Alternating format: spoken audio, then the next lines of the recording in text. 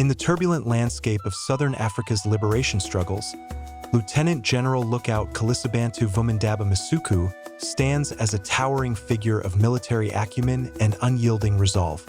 Born on April 7, 1940, in the rural heartlands of what was then Southern Rhodesia, Masuku's early life was steeped in the harsh realities of colonial oppression under the white minority regime. Growing up amid the systemic disenfranchisement of Black Africans, he witnessed firsthand the indignities imposed by Ian Smith's unilateral Declaration of Independence in 1965, which severed ties with Britain and entrenched racial segregation. This environment forged in him a deep-seated commitment to liberation, drawing him into the folds of the Zimbabwe African People's Union in the 1960s.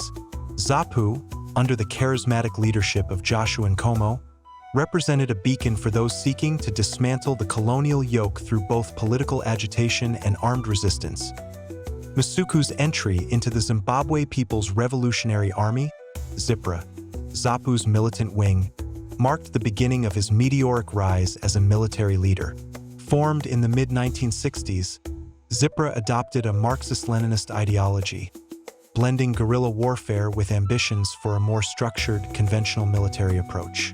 Unlike the Zimbabwe African National Liberation Army, the armed branch of the rival Zimbabwe African National Union, which leaned heavily on Maoist tactics of protracted people's war and rural mobilization, ZIPRA emphasized professional training and disciplined operations. Masuku's brilliance shone through in this context. He was not merely a fighter but a thinker, a strategist who understood the interplay of ideology, logistics, and terrain in asymmetric warfare. By the 1970s, Masuku had undergone rigorous training in Zambia and Angola, where ZIPRA established bases with support from the Soviet Union and its allies. His intellect and leadership qualities propelled him through the ranks, earning him respect among comrades for his tactical ingenuity. In 1978, following the tragic death of Alfred Nikita Manjena, ZIPRA's commander who perished in a landmine explosion attributed to internal rivalries or Rhodesian sabotage, Masuku assumed command. This transition was pivotal. Under his stewardship, ZIPRA ballooned to an estimated 20,000 combatants by 1979, transforming from a ragtag guerrilla force into a formidable army equipped with Soviet-supplied tanks, armored vehicles, anti-aircraft guns, and even light aircraft. Masuku's strategic vision was epitomized by the Storming the Heavens plan, a bold blueprint for a conventional invasion of Rhodesia from Zambian bases. This approach diverged sharply from ZANLA's hit-and-run guerrilla style, reflecting Masuku's belief in overwhelming force to seize key urban centers and infrastructure. Operating primarily from Zambia, ZIPRA's incursions targeted crossing points like Faira, opposite Mashonaland east and west, disrupting Rhodesian supply lines through coordinated raids and sabotage. Masuku's brilliance lay in his ability to integrate regular soldiers with guerrillas, fostering a hybrid force that balanced mobility with firepower. He emphasized discipline, ideological indoctrination, and international alliances, securing arms and training from Cuba, East Germany, and the USSR. His leadership was instrumental in high-profile operations, such as the downing of Rhodesian civilian airliners in 1978 and 1979, which, though controversial, underscored ZIPRA's growing lethality and pressured the Smith regime toward negotiations. The Rhodesian Bush War, spanning 1964 to 1979, pitted the white minority government against African nationalist movements, with ZIPRA and ZANLA as the primary insurgents. Masuku navigated the fractious alliance between ZAPU and ZANU, formed as the Patriotic Front in 1976, while managing internal tensions exacerbated by ethnic divides, ZAPU drawing heavily from Ndebele communities, ZANU from Shona. His coordination of ZIPRA's operations, including cross-border raids and preparations for a full-scale assault, was critical in wearing down Rhodesian forces. Yet, Masuku's genius extended beyond the battlefield. He was a unifier, instilling morale in a force often isolated in exile camps, facing Rhodesian airstrikes and South African incursions. As the war drew to a close with the Lancaster House Agreement in December 1979, Masuku's return to Rhodesia alongside ZIPRA intelligence chief Dumiso Debengwa on December 24th symbolized hope for a unified post-colonial Zimbabwe. His role in ZIPRA not only highlighted his military brilliance but also his vision for a socialist, equitable society, free from colonial remnants.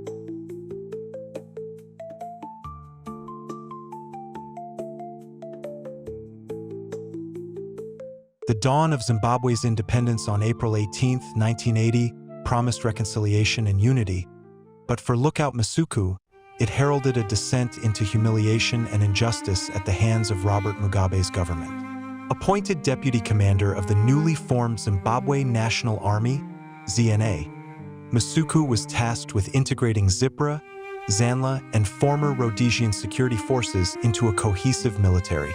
Solomon Mujuru, known as Rex Nongo, led as commander, with Masuku as his second-in-command, a position that reflected his stature but also exposed him to the simmering rivalries between ZANU and ZAPU. Mugabe's ZANU-PF had secured a landslide victory in the 1980 elections, marginalizing ZAPU and fueling suspicions of Ndebele separatism. Masuku, ever the professional, advocated for transparent integration, but his calls for equity clashed with ZANU's dominance, setting the stage for his downfall. Tensions escalated in 1982 when arms caches were discovered on ZAPU-owned properties, including Ascot Farm near Bulawayo.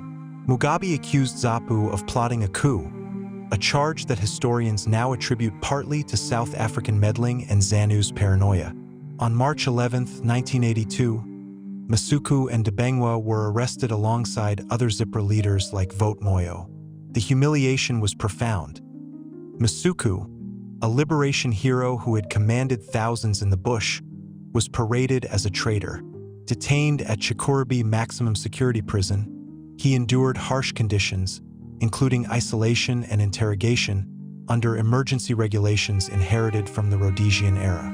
Mugabe's rhetoric turned venomous.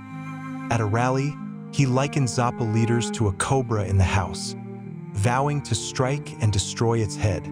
This public vilification stripped Masuku of dignity, portraying him as a subversive element rather than a patriot. The trial in 1983 exposed the farce. Charged with treason and illegal arms possession, Masuku and his co-accused were acquitted by the Supreme Court, which found no evidence of a plot. Justice Hilary Squires ruled the state's case baseless, highlighting fabricated testimonies and lack of proof. Yet, in a blatant act of lawfare, using legal systems to suppress opponents, the government redetained them under the Emergency Powers Act, holding them without trial for 4 years. This redetention was a profound humiliation, underscoring Mugabe's consolidation of power and ethnic biases. Masuku's imprisonment coincided with the Gukurahundi Campaign, 1983 to 1987, a brutal crackdown on perceived ZAPU supporters in Matabeleland. The North Korean-trained 5th Brigade, deployed on January 20, 1983, massacred thousands, exacerbating ZIPRA defections from the ZNA. Masuku's arrest symbolized the marginalization of ZAPU's Ndebele base, as Mugabe sought a one-party state. During detention, Masuku's health deteriorated amid reports of torture and neglect. Confined in squalid cells, he suffered from malnutrition and untreated ailments, a stark contrast to his battlefield resilience. Activists and scholars decried it as a miscarriage of justice, with Catholic bishops like Ernst Karlen confronting Mugabe over atrocities. Masuku's brilliance, once an asset in war, now made him a threat. His strategic mind and loyalty to Nkomo threatened ZANU's hegemony. The humiliation extended to his family and comrades, as ZAPU properties were seized, ruining ex-ZIPRA investments. This period marked Mugabe's shift from liberator to authoritarian, using state machinery to crush dissent. Masuku's case became emblematic of post-independence betrayal, where heroes were recast as villains in the pursuit of unchecked power.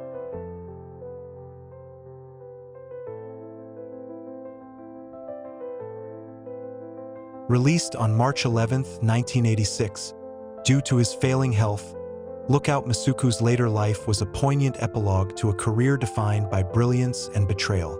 At 45, he emerged from prison a shadow of the robust commander who had led ZIPRA through the Bush War.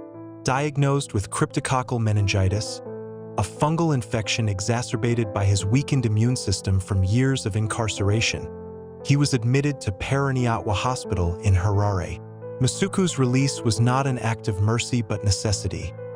The government could no longer ignore international outcry and domestic pressure from human rights groups. Yet, even in frailty, his intellect remained sharp, advocating for reconciliation and justice in private conversations with comrades like Debengwa. Masuku's final weeks were marked by quiet reflection on Zimbabwe's fractured path. He lamented the ethnic divisions sown by Mugabe, viewing Gukurahundi as a stain on the liberation legacy. His death on April 5, 1986, just 2 days shy of his 46th birthday, sparked widespread mourning and accusations of foul play. Officially attributed to meningitis, many believed prison conditions hastened his demise, with some ZAPU activists, like Judith Todd, speculating underlying health issues compounded by neglect. Denied national hero status initially, Masuku's burial at Lady Stanley Cemetery in Bulawayo drew thousands, including Nkomo, who eulogized him as a victim of post-independence tyranny, comparing Mugabe's regime to Smith's. Masuku's legacy, however, transcended his tragic end. Declared a national hero posthumously, his contributions were honored in 2017 with the renaming of Llewellyn Barracks in Bulawayo to Lookout Masuku Barracks. Scholars and activists hail his military brilliance. The architect of ZIPRA's disciplined force, whose strategies pressured Rhodesia to the negotiating table. Organizations like Ibhetsu Likazulu commemorate him annually, with a 2025 memorial lecture in Bulawayo delivered by Philani Lathandane Ndlovu, framing his detention as a cautionary tale of lawfare against dissent. Masuku symbolizes the unfulfilled promise of unity, his wrongful imprisonment a metaphor for ZAPU's marginalization. Today, as Zimbabwe grapples with its past, Masuku's story inspires calls for accountability, reminding generations of the cost of freedom and the perils of unchecked power. His brilliance endures not in conquests, but in the enduring fight for a just Zimbabwe.